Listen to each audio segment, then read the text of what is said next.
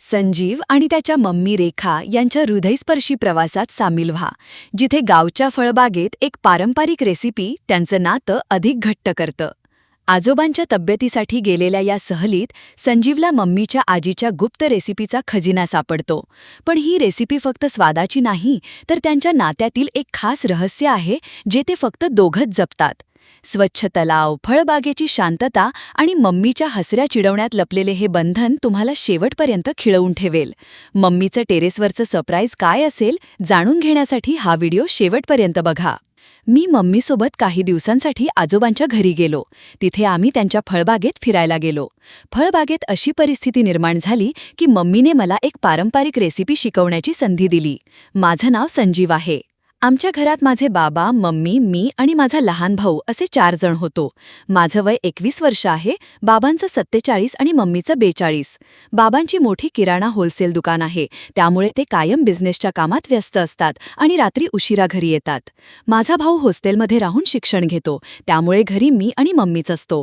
ही कहाणी आहे माझी आणि माझ्या मम्मीची, जेव्हा मी मम्मीला तिच्या वडिलांच्या गावात एक खास कौटुंबिक रेसिपीचा अनुभव दिला. मम्मीचं नाव रेखा आहे आणि त्यांची उंची साधारणपणे 5 फूट 4 इंच आहे. एक वेळा मी मम्मीला फोन दिला आणि त्यांनी आजीशी बोलून घेतलं. मम्मीनी आजीला सांगितलं, मी आणि माझं लहान मुलं उद्या सकाळी गावाला येतो. रात्री मम्मीने बाबांशी बोलायला सुरुवात केली. ऐकलं का, माझ्या वडिलांची तब्येत बरी नाही, आपल्याला गावाला जावं लागेल. बाबा म्हणाले, जर एकदा दुकानात खूप काम आहे, मी येऊ शकत नाही. तू असं कर, तू संजीव सोबत निघून जा. असं म्हणून बाबांनी मला बोलावलं आणि मी त्यांच्याजवळ गेलो. बाबा म्हणाले, बेटा, तुझ्या आजोबांची तब्येत ठीक नाही, तू आणि तुझी मम्मी दोघंही तिकडे जाऊन या, ते बरे झाल्यावर परत या. आमच्या घरी 2 गाड्या होत्या, एक स्विफ्ट आणि एक बोलेरो. दुसऱ्या दिवशी सकाळी मी आणि मम्मी स्विफ्ट घेऊन गावासाठी निघालो. मम्मीने हिरव्या रंगाची साडी नेसली होती, त्या खूप मस्त दिसत होत्या. सुमारे 4 तासांचा प्रवास होता. 2 तासांनंतर मम्मीने गाडी थांबवायला सांगितलं. मम्मी म्हणाल्या, बेटा, गाडी थांबव जरा. मी म्हणालो, का मम्मी, काही काम आहे का? मम्मी म्हणाल्या, हो बेटा, मला जरा पाण्याची बाटली घ्यायची आहे. मी गाडी एका दुकानाजवळ थांबवली. मम्मीला एकटं जाऊ द्यायचं नव्हतं, म्हणून मी म्हणालो, मम्मी, मला पण यायचं आहे. मम्मी म्हणाल्या, ठीक आहे, तू पण उतर आणि येऊन घे. मी दुकानात उभा राहिलो आणि मम्मीने पाण्याची बाटली आणि काही फळं घेतली. मला तिची काळजी घेण्याची सवय दिसत होती आणि ते पाहून माझ्या भावना दाटून आल्या. मम्मीचं टेरेसवरचं सरप्राईज काय असेल, जाणून घेण्यासाठी हा व्हिडिओ शेवटपर्यंत बघा. मम्मी गाडीजवळ आल्या आणि म्हणाल्या, बेटा, तू किती वेळपर्यंत थांबणार? मी म्हणालो, झालं, मी आलो आत्ताच. मी लगेच आवरून आम्ही दोघे पुढे निघालो. साधारण 2 तासांनी आम्ही गावात पोहोचलो. नाना नानी आमच्या वाटेकडे पाहत होते. नानाजींचं घर खूप मोठं होतं, पण त्यात फक्त ते दोघेच राहत होते. मम्मीने नानाजींचं बोलणं ऐकून त्यांच्या सल्ल्यानुसार काही औषधं मागवली. रात्री आम्ही सगळ्यांनी मिळून जेवण केलं आणि जेवण झाल्यावर मी माझ्या खोलीत जाऊन झोपलो. सकाळी उठलो आणि बाथरूमकडे गेलो, पण दार आतून बंद होतं. मी म्हणालो, कोण आहे आत? आतून मम्मी म्हणाल्या, बेटा, मी आहे, थोडं थांब, 2 मिनिटात येते. थोड्या वेळाने मम्मी टॉवेल गुंडाळून बाहेर आल्या, जो फक्त गुडघ्यांपर्यंत येत होता. त्या घाईत होत्या, त्यामुळे माझ्याशी हलकीशी धडक झाली आणि टॉवेल थोडासा निसटला. मम्मीने पटकन टॉवेल सावरला आणि हसून म्हणाल्या, काही नाही रे बेटा, जा दे. त्या आपल्या खोलीत गेल्या. बाथरूममध्ये गेल्यावर मला मम्मीचा एक जुन्या रेसिपीचा कागद सापडला. उत्सुकतेने मी तो वाचला आणि मम्मीच्या कौशल्याचा विचार करत मनात ठेवलं. अंघोळ करून बाहेर आलो, नाश्ता केला आणि घराच्या बाहेर बसलो. थोड्या वेळाने मम्मी आल्या आणि गप्पा मारू लागल्या.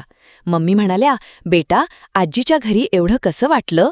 मी म्हणालो, मम्मी, फळबागेत कोणी नाही का? कोणीच दिसत नाही. मम्मी म्हणाल्या, हो बेटा, आता उन्हाळा आहे म्हणून फळबाग बंद आहे, सध्या काहीच फळं होत नाहीत. आम्ही फळबागेच्या जवळ गेलो. तिथे एक छोटं घर होतं, खूप छान दिसत होतं. आम्ही छतावर गेलो. तिथून जवळच एक स्वच्छ तलाव दिसला. मी म्हणालो, मम्मी, तो तलाव किती मस्त आहे ना, माझं तर त्यात फळं धुण्याचं मन आहे, आपण जाऊया का? मम्मी म्हणाल्या, बेटा, मन तर माझंही आहे, पण आपण साहित्य आणलं नाही. मी म्हणालो, अगं मम्मी, खाली रूममध्ये कदाचित काही भांडी सापडतील, मी आणतो.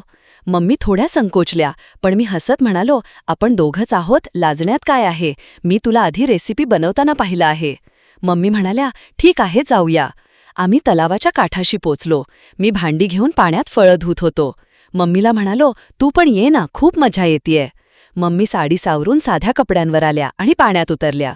मम्मी म्हणाल्या, बाळा, साहित्य नाही पण काही फळं आहेत. तू माझ्या आजीच्या रेसिपीचा स्वाद घेशील का? पण हे कोणाला सांगू नकोस. मी म्हणालो, हो मम्मी. मम्मीने रेसिपी शिकवली आणि ती खूप स्वादिष्ट होती. आम्ही स्वयंपाकघरात गेलो. मम्मी शेफसारखी दिसत होती. ती म्हणाली, हे प्रकरण आपल्या दोघांमध्येच राहावं. मम्मी म्हणाल्या, बेटा, साहित्य आणलंस ना? मी म्हणालो, नाही. त्या म्हणाल्या, शेवटच्या वेळी मसाला जास्त टाकू नकोस, नाहीतर रेसिपी खराब होईल. मी कौतुकाने रेसिपी बनवली, पण चुकून जास्त मसाला टाकला. मम्मी ओरडल्या, कमी कर. मी तेल आणलं, रेसिपी सुधारली आणि सुमारे 20 मिनिटं मजा केली. शेवटी चव जास्त झाली. मी म्हणालो, मम्मी माफ कर, चुकलं. मम्मी म्हणाल्या, संध्याकाळी किराणा दुकानातून साहित्य आण. आम्ही फळबागेत 3 वेळा रेसिपी बनवली. घरी आल्यावर मी साहित्य आणलं. मम्मीने आजीला सांगितलं, मी संजीवसोबत रेसिपी बनवते.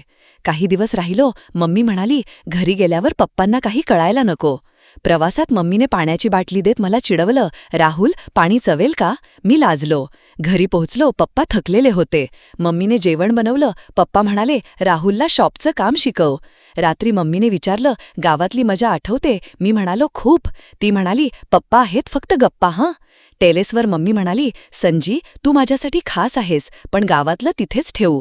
रवी आला. मम्मी आणि माझ्यात गुप्तबंध होता. एकदा ती म्हणाली, राहुल, आज रात्री टेरेसवर सरप्राईज आहे. पुढचा भाग बघा. मम्मीचं सरप्राईज काय असेल? कमेंट करा, चॅनल सबस्क्राईब करा.